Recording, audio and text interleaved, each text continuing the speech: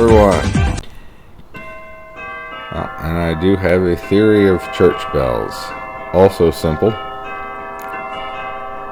You can see this woman at work here. The bells are ringing. We got a guardian angel or something on the tower. Reminds her to look up from what she's doing and remember Jesus. So as we learned from Pavlov's dogs, the sound of a bell can be used to condition people to think of something. And that something used to be Jesus. You don't hear many church bells these days. They used to ring basically every hour on the hour during the day. And that's sort of a subtle, subconscious to conscious conditioning to bring you back to Jesus.